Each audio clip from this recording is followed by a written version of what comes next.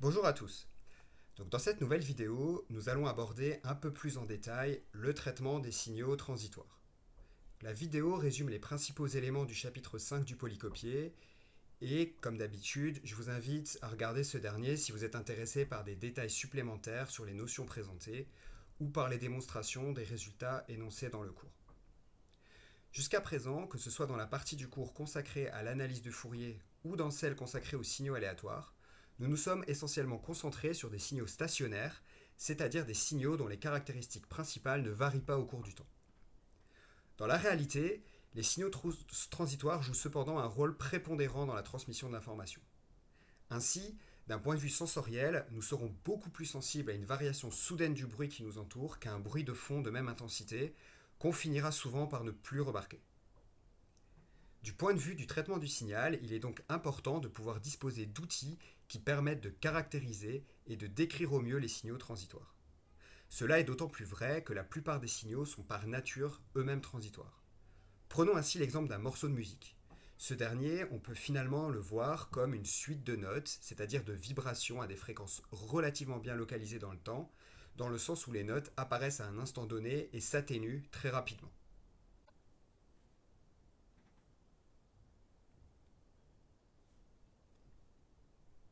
Dans le cas des signaux stationnaires, la transformée de Fourier était un outil presque évident de caractérisation des signaux. Pourquoi ? Tout simplement parce que les sinusoïdes exponentielles de i oméga t, sur lesquels s'effectue la décomposition de Fourier, sont des vecteurs propres des opérateurs linéaires stationnaires. On peut donc se poser la question de savoir si la transformée de Fourier est le bon outil pour représenter un signal transitoire. La réponse est ici non.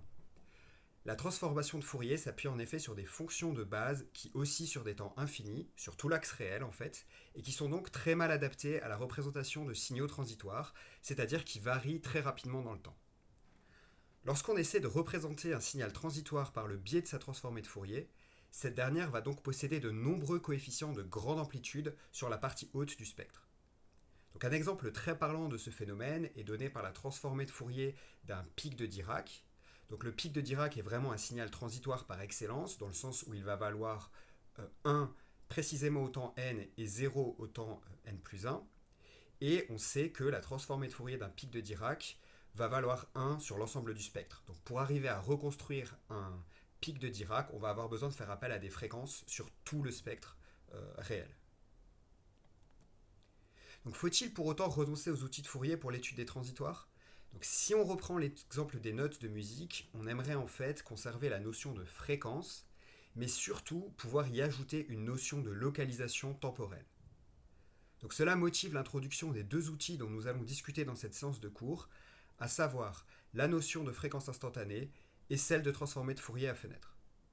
Donc avant de détailler ces deux outils, je voudrais simplement faire une remarque importante. Les signaux transitoires forment en fait un ensemble beaucoup plus riche que celui des signaux stationnaires. Il ne va donc pas exister d'approche aussi générale que peut l'être la transformée de Fourier pour étudier et représenter ces signaux, mais au contraire, de nombreux outils mathématiques allant de la transformée de Fourier fenêtrée à la théorie des ondelettes ont été développés pour répondre à ce besoin. Commençons par aborder la notion de fréquence instantanée. L'idée derrière cette notion est relativement simple. On cherche à décrire un signal f de t à chaque instant par une information d'amplitude a de t et une information de fréquence phi de t. Nous allons cependant voir que cette approche présente un certain nombre de limitations et reste très ambiguë en pratique. Partons d'un exemple simple en considérant la fonction f de t est égale à a fois cosinus de oméga t plus phi 0. Dans ce cas, il est assez simple de définir la notion de fréquence instantanée du signal. C'est tout simplement la quantité oméga qu'on peut interpréter comme étant la dérivée de la phase du signal, c'est-à-dire de la quantité phi est égale à oméga t plus phi 0. Donc, essayons de voir si on peut généraliser cette définition de la fréquence instantanée au cas d'un signal f quelconque. Donc ici, l'idée, ça va être de représenter le signal f considéré sous la forme d'un produit entre une amplitude a de t et un terme de la forme cosinus de phi de t, autrement dit le cosinus d'une fonction de phase. On a donc f de t est égal à a de t fois cosinus de phi de t. Sous cette forme, la fréquence instantanée du signal peut être définie comme la dérivée dφ sur dt de la phase. Donc la définition que nous venons de proposer pose cependant un certain nombre de problèmes. Il y a en effet plusieurs décompositions possibles du signal sous la forme proposée, et donc non-unicité de A de t et phi de t, et a fortiori de la fréquence instantanée. Un exemple classique de signal pour lequel la notion de fréquence instantanée s'applique sans difficulté est celui du chirp. Un chirp est en fait un signal d'amplitude constante qui est défini par la formule du transparent, et dont la fréquence instantanée passe linéairement d'une fréquence f0 à une fréquence f1. Donc un chirp, en fait, on peut voir ça comme une oscillation qui accélère pour passer d'une fréquence f0 à f1 de manière linéaire, en fait. Donc pour ce signal, la fréquence instantanée, elle est définie sans aucune ambiguïté par la formule qui est donnée sur le transparent. Passons maintenant à un exemple simple mais beaucoup plus problématique qui va tout de suite illustrer les limites de la notion de fréquence instantanée. Pour ça, on va considérer le signal qui est représenté sur le transparent et qui correspond à la somme de deux cosinus qui oscillent aux fréquences respectives ω1 et ω2. Donc ici, on supposera que ω1 est strictement supérieur à ω2. Strictement inférieur, à ω2. En employant une formule de trigonométrie basique, on peut trouver que S de t est égal à 1,5 fois le cosinus de ω1 moins ω2 sur 2 fois t, fois le cosinus de ω1 plus ω2 sur 2 fois t. Donc sous cette forme, il est assez clair que la définition de la fréquence instantanée est au mieux ambiguë. Donc on a effectivement deux termes en cosinus, donc il faut décider de garder un de ces deux termes pour caractériser la fréquence et intégrer l'autre à l'amplitude. Donc la meilleure manière de définir la fréquence instantanée va ici être d'intégrer le premier terme en cosinus, donc le terme en ω1 moins ω2 sur 2 à l'amplitude, donc on aura une amplitude qui va valoir 1,5 de cosinus de ω1 moins ω2 sur 2 fois t, et de considérer comme fréquence instantanée la quantité ω1 plus ω2 sur 2. Pourquoi ? Tout simplement parce que le cosinus à la fréquence ω1 plus ω2 sur 2 va osciller plus vite que l'autre cosinus. Ce choix est cependant très arbitraire et il revient à négliger complètement l'influence du terme de plus basse fréquence. Par ailleurs, on note que la fréquence instantanée qu'on a déterminée pour le signal est en fait la moyenne des deux fréquences réellement présentes dans ce dernier, et cette fréquence, elle n'existe pas en tant que telle dans le signal. Donc en résumé, on voit bien sur cet exemple que la notion de fréquence instantanée est très artificielle, et on garde en pratique le besoin de développer des outils beaucoup plus élaborés pour caractériser les signaux transitoires. Donc en introduction de cette séance, nous avons pas mal discuté de l'intérêt de pouvoir représenter des signaux, des transitoires notamment, à l'aide d'outils qui permettent de garantir à la fois une bonne localisation en fréquence et en temps.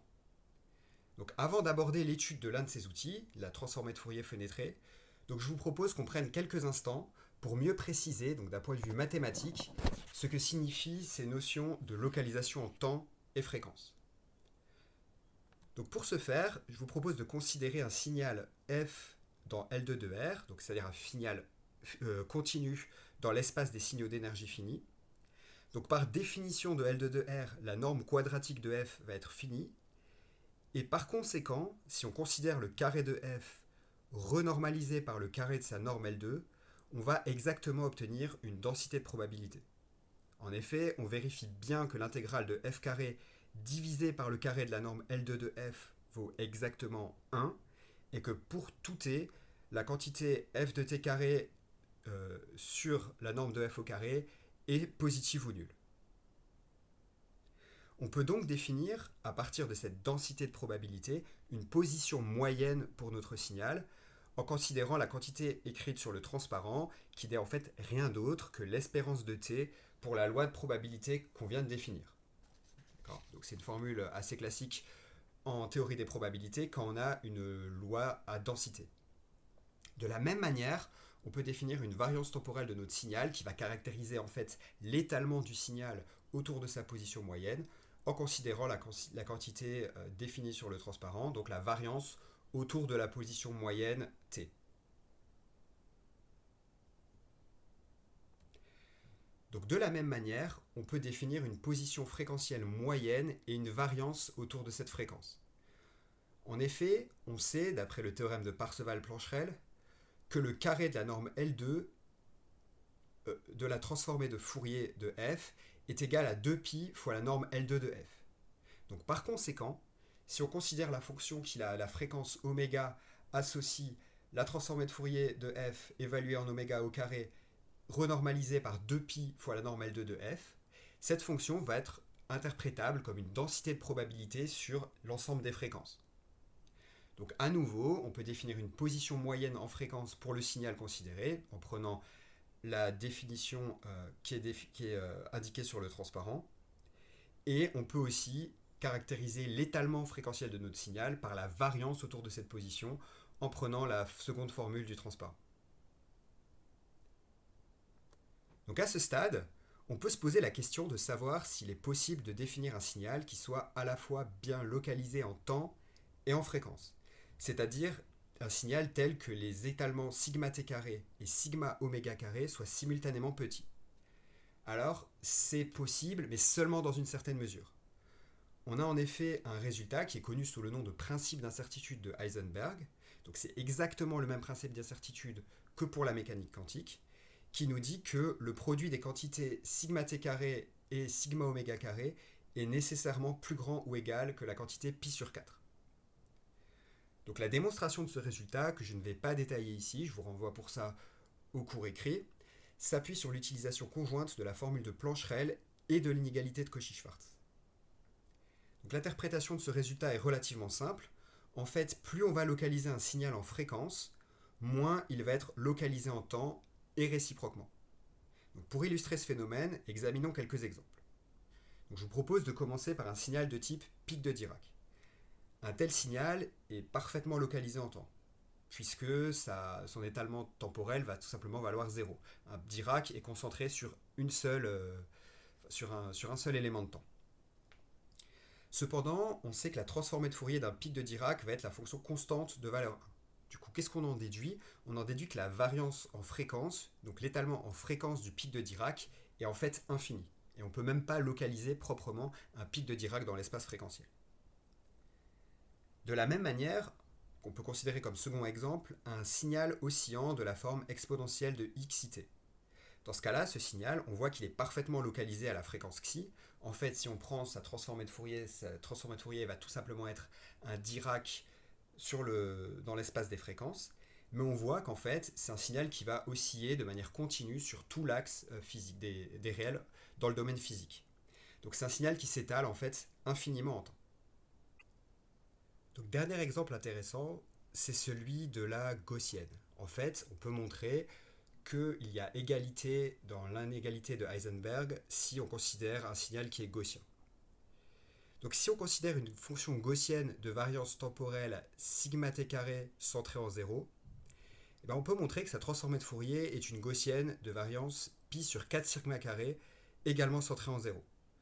Donc on voit bien que plus la gaussienne va être resserrée dans l'espace temporel, plus sa transformée de Fourier va être étalée en fréquence. Inversement, plus la transformée de Fourier de la gaussienne va être resserrée en fréquence, plus notre gaussienne va s'étaler dans l'espace temporel. Donc dans la troisième partie de cette vidéo, maintenant que nous avons défini correctement d'un point de vue mathématique les notions d'étalement en temps et en fréquence, nous allons pouvoir présenter une nouvelle famille de fonctions utiles pour la représentation d'un signal, les atomes de Fourier à fenêtre. Donc commençons par une définition informelle. On va appeler atome temps-fréquence toute fonction bien localisée à la fois en temps et en fréquence, bien évidemment dans les limites fixées par le principe d'incertitude de Heisenberg. Donc les fonctions gaussiennes constituent un exemple assez classique d'atome temps-fréquence, mais il y en a d'autres, par exemple les fonctions indicatrices, etc. etc. Donc dans cette séquence, nous allons étudier tout particulièrement une famille d'atomes temps-fréquence connue sous le nom d'atomes de Fourier à fenêtre. Donc un atome de Fourier à fenêtre s'obtient en fait à partir d'une fenêtre G, réelle et symétrique, que l'on va translater à une position U dans le temps et que l'on module à une fréquence xi. Donc en fait, notre atome de Fourier à fenêtre, G U xi de t, va être donné comme le produit d'une modulation exponentielle de xit par la fenêtre G de t-u relocalisée autour du point U. Donc en pratique, la fenêtre G peut être choisie arbitrairement. On choisira généralement une fonction qui est bien localisée à la fois en temps et en fréquence, et de préférence symétrique, donc une fonction indicatrice ou une gaussienne conviennent très bien. Donc dans tout ce qui suit, on supposera également que la fenêtre est normalisée, c'est-à-dire que sa norme quadratique est unitaire. Donc maintenant qu'on a vu les notions d'étalement temps-fréquence, il paraît intéressant d'essayer de caractériser l'atome temps-fréquence G-UXI en termes de localisation temporelle et fréquentielle. Donc lorsque la fenêtre G va être symétrique, il est assez clair, donc il suffit d'appliquer un simple argument de parité, que l'atome G-UXI va être centré en U temporellement. Donc par ailleurs, l'étalement en temps de G-UXI va être donné par la formule qui apparaît sur le transparent. Donc ce qui est intéressant, c'est qu'on note, en partant de la définition et en effectuant un simple changement de variable, que la variance temporelle, donc l'étalement temporel du signal, est complètement indépendant à la fois de U et de XI. Donc en fait, l'étalement temporel de notre signal va ne dépendre que du choix de la fenêtre et non pas de la localisation, c'est-à-dire de l'emplacement où on pose la fenêtre, ni de la modulation en fréquence qu'on fait subir à la fenêtre. Donc par ailleurs, on peut se poser les mêmes questions sur la localisation fréquentielle. Donc tout d'abord, comme G est symétrique, sa transformée de Fourier G chapeau va également être réelle et symétrique. Et on a de plus l'expression simple, donc je vous laisse faire l'exercice, c'est un bon exercice à faire sur papier. La transformée de Fourier de G de UXI évaluée en oméga vaut la transformée de Fourier de G évaluée en oméga moins xi fois le terme de modulation exponentielle de moins i oméga moins xi u. Donc on en déduit à nouveau de manière très simple et en revenant à la définition que l'atome temps-fréquence est localisé fréquentiellement en xi. Enfin, on peut vérifier que l'étalement fréquentiel sigma oméga au carré va en fait être égal à l'étalement fréquentiel de la fenêtre G et ne va donc dépendre ni de U ni de xi. Donc à nouveau, on a un étalement en fréquence pour nos atomes temps Fourier qui est complètement indépendant de la localisation et de la modulation.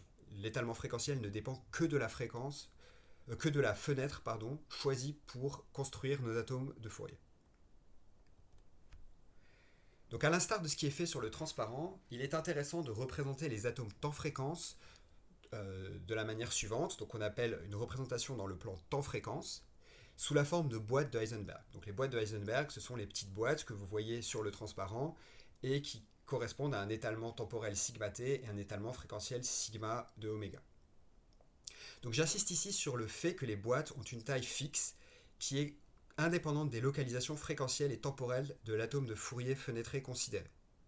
Donc pour d'autres types d'atomes temps-fréquence, on pourrait imaginer adapter par exemple la taille de la boîte en fonction de la localisation fréquentielle. En effet, si on prend des hautes fréquences, a priori pour les caractériser, c'est-à-dire pour en observer beaucoup, on n'a pas forcément besoin d'avoir une fenêtre temporelle énorme. Et au contraire, on aimerait bien adapter la taille de la fenêtre pour pouvoir avoir des grandes fenêtres temporelles aux basses fréquences, pour capturer suffisamment de fréquences, et des fenêtres beaucoup plus étroites aux hautes fréquences, qui permettent déjà d'en capturer un nombre suffisant pour une caractérisation correcte.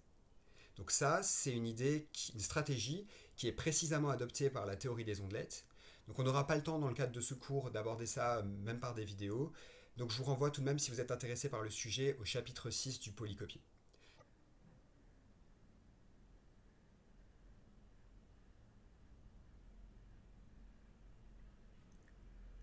On peut remarquer que lorsque les paramètres U et XI parcourent le plan temps-fréquence, les boîtes de Heisenberg des atomes G UXI recouvrent entièrement le plan. Par conséquent, de manière un peu intuitive, en utilisant une famille d'atomes de Fourier fenêtrés, on doit pouvoir représenter n'importe quelle fréquence présente à n'importe quel temps, et donc a fortiori n'importe quel signal. Donc ce constat ouvre la voie à la définition d'une nouvelle transformée, la transformée de Fourier à fenêtre, que nous présentons dans la dernière partie de la vidéo. D'un point de vue mathématique, on va définir la transformée de Fourier à fenêtre d'un signal f de carré intégral en projetant ce signal sur la famille des G UXI, où XI parcourt l'ensemble des réels positifs et U parcourt l'ensemble des réels. Donc la transformée de Fourier à fenêtre de f va donc être la fonction des deux variables temporelles et fréquentielles U et XI données par la formule du transparent. Donc on peut voir que la formule de la transformée de Fourier en UXI correspond en fait à la projection de la fonction f sur l'atome de Fourier G UXI. Donc lorsque l'amplitude des coefficients de la décomposition est grande pour un couple de variables temps-fréquence UXI, cela indique en fait la présence d'un motif dans le signal précisément autour de ces coordonnées dans le plan temps-fréquence. Donc l'amplitude du coefficient SF de UXI, en fait, de la transformée de Fourier à fenêtre, Ce qu'il va mesurer, c'est quelque sorte la similarité entre le contenu du signal et l'atome de Fourier à fenêtre considéré. Donc on a des résultats très similaires entre la transformée de Fourier continue et la transformée de Fourier fenêtrée. On retrouve ainsi un équivalent de la formule de reconstruction et de la formule de Perceval qui prennent la forme énoncée sur le transparent. Donc je ne vais pas détailler la démonstration de ces deux résultats que vous pourrez retrouver dans le polycopier. Simplement, il est important de noter qu'on peut reconstruire une fonction à partir de la donnée de sa transformée de Fourier fenêtrée sur les UXI. Et en fait, la formule de Parseval, on peut la voir comme une autre manière de représenter le produit scalaire entre f et l'atome de Fourier, cette fois-ci dans l'espace fréquentiel. Donc, comme pour la transformée de Fourier discrète, il existe une version discrétisée de la transformée de Fourier fenêtrée dont nous allons maintenant étudier les propriétés. Donc, soit f un signal discret de taille n. On va considérer une fenêtre G symétrique et de norme unitaire. À partir de cette fenêtre, on peut construire une famille d'atomes temps-fréquence discrets tels que détaillés sur le transparent. Donc ces atomes temps-fréquence, ils vont prendre la forme de fonctions de deux variables discrètes, une variable temporelle m et une variable fréquentielle f. Et ces atomes temps-fréquence vont s'écrire comme le produit de la fenêtre translatée en m et modulée par un terme oscillant à la fréquence L. Donc les variables m et l sont définies toutes les deux entre 0 et n-1, évidemment. Donc la transformée de Fourier fenêtrée discrète du signal f et la fonction des variables m et l définie par SF de ml est égale à la somme pour n allant de 0 à n-1 de f de n fois la fenêtre g de n-m, donc la fenêtre relocalisée autour du point m, multipliée par une modulation par le terme exponentielle de i de pi sur n ln. Donc, comment on va calculer la transformée de Fourier discrète en pratique? En fait, c'est relativement simple. On évalue en fait les n coefficients de Fourier de chaque signaux fenêtré, donc des n signaux fenêtrés. Donc on commence par fenêtrer notre signal en lui appliquant la multiplication par la fenêtre et on calcule ensuite la transformée de Fourier du résultat. Et ça, on le fait pour chaque translation de la fenêtre. Donc la transformée de Fourier inverse s'obtient à partir de la formule détaillée sur le transparent et on notera le résultat suivant qui est donné par la formule de Parseval qui est que la norme quadratique du signal f, c'est-à-dire son énergie, correspond en fait à la somme des énergies des projections sur chaque atome de Fourier. Donc ce résultat peut vraiment être vu comme une variante du théorème de Parseval pour la transformée de Fourier. Donc à titre d'application, revenons brièvement sur la notion de fréquence instantanée et essayons de voir comment la transformée de Fourier fenêtrée est liée à la notion de fréquence instantanée pour un signal. Donc vous pouvez observer sur le transparent le spectrogramme d'un chirp linéaire. Donc pour rappel, un chirp est en fait un signal d'amplitude constante et dont la fréquence instantanée évolue linéairement d'une fréquence oméga 0 à une fréquence oméga 1. Donc ici, on va avoir une fréquence oméga 0 qui va être de l'ordre de 25 Hz à peu près et une fréquence oméga 1 de l'ordre de 275 Hz. Donc on a ici représenté le module de la transformée de Fourier à fenêtre du signal, ce qu'on appelle un spectrogramme. Donc on note bien sur le spectrogramme que l'évolution de la fréquence instantanée du signal est bien matérialisée par les maxima de la transformée de Fourier à fenêtre qui apparaissent en couleur rouge sur le spectrogramme. Donc cela rejoint tout à fait l'interprétation qu'on avait fait de la transformée de Fourier à fenêtre du signal. Lorsque l'amplitude des coefficients de la décomposition est grande pour un couple de variables temps-fréquence UXI, cela indique en fait la présence d'un motif dans le signal précisément autour de ces coordonnées dans le plan temps-fréquence. Donc on va arrêter là pour la transformée de Fourier fenêtrée. Donc je vous remercie beaucoup pour votre attention et dans la suite, on va pouvoir faire un TP sur justement l'application d'un spectrogramme à l'analyse d'un signal constitué de plusieurs chirps. Donc merci beaucoup pour votre attention et donc on aura l'occasion de revoir un petit peu toutes ces notions au cours du TP.